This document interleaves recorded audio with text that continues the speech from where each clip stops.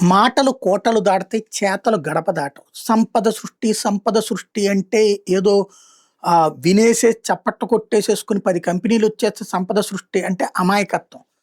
తెలంగాణ ఇవాళ అప్పుల్లోనే ఉంది. అక్కడ బోలెడన్ని కంపెనీలున్నాయి. ఎందుకు అప్పుల్లో ఉంది? పోనీ కేసీఆర్ కంటే ఎక్కువ ఏమన్నా ఇచ్చాడాయన? లేదే. ఓ 50,000,00,00,000 50,00,000,00,000 అందులో ఖర్చు పెడితే 50,000,00,000 వస్తుంది నెలకి. సంపద సృష్టి అయినట్టే అది. కంపెనీలొస్తే దాని నుంచి వచ్చే పన్నుల్లో నుంచి వచ్చేటటువంటిది అతి పరిమితం. సంపద అనేటటువంటిది సొంతగా సృష్టించుకోవాలంటే మన మున్సిపాలిటీలు, కార్పొరేషన్‌లు చూసి నేర్చుకోవాలి. బిల్డింగులు కట్టారు, అద్దెలకిచ్చారు. వాటిటి మీద వస్తున్న డబ్బులు ఇప్పుడు వందల కోట్ల ఆదాయం. అవే అసలు స్థానిక సంస్థలు నడిపిస్తున్నాయి. రాష్ట్ర ప్రభుత్వాలు అట్లాగే చేసుకోవచ్చు. ఆరోగ్యశ్రీకి డబ్బులు తగలేసుకునే దానికంటే గవర్నమెంట్ హాస్పిటల్‌లన్నింటిని బాగు చేసి గవర్నమెంట్ హాస్పిటల్‌లోనే ఆరోగ్యశ్రీ సిస్టమ్ పెట్టుకుంటే చక్కగా పని నడిచిపోతుంది గదా! గవర్నమెంట్ డాక్టర్లకు తోడు ప్రైవేట్‌గా కూడా తీసుకోండి డాక్టర్లని. డాక్టర్లకు ఉద్యోగాలు ఇచ్చినట్టు ఉంటది. ప్లస్ ఆరోగ్యశ్రీ ఖర్చు తగ్గినట్టు ఉంటది. 300,00,00,000 నెలకు పెట్టే ఖర్చు 50,00,00,000తోనో 100,00,00,000తోనో అయిపోతుంది. డాక్టర్లకు ప్రోత్సాహకాలు ఇచ్చినట్టు ఉంటది. గవర్నమెంట్ హాస్పిటల్‌లు బాగుపడతాయి. వాటి మెయింటెనెన్స్ అందులో ఉన్నటువంటిది శానిటేషను, తర్వాత రూమ్స్ మెయింటెనెన్స్ ఇవన్నీ కూడా పెట్టండి. అద్దెలకు కూడా మీరే ఇచ్చుకోవచ్చు చక్కగా. అద్భుతంగా పనిచేస్తది. చెయ్యం మనం. అలా డబ్బులు మిగుల్చుకుంటే సంపద సృష్టి అంటారు. అట్లాగే ఫీజు రీయింబర్స్‌మెంట్‌ని తగ్గించుకోవాలంటే నేను చదువులు మానిపిచ్చేసేయటం గాదు. ప్రభుత్వ పాఠశాలలను మెరుగుపరిచి కార్పొరేట్ స్టైల్‌లోకి తీసుకురావాలి. అది మాటలు కోటలు దాటుతున్నాయి గానీ చేతలు గడప దాటట్లేదు.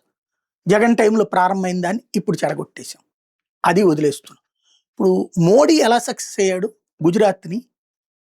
అక్కడ పెట్రోల్, డీజిల్‌కి సంబంధించి గుజరాత్ కార్పొరేషన్ అనేది ఒకటి సృష్టించి పెట్రోల్, డీజిల్ గుజరాత్ ప్రభుత్వపు కార్పొరేషన్ వెలికి తీసి అమ్ముతది.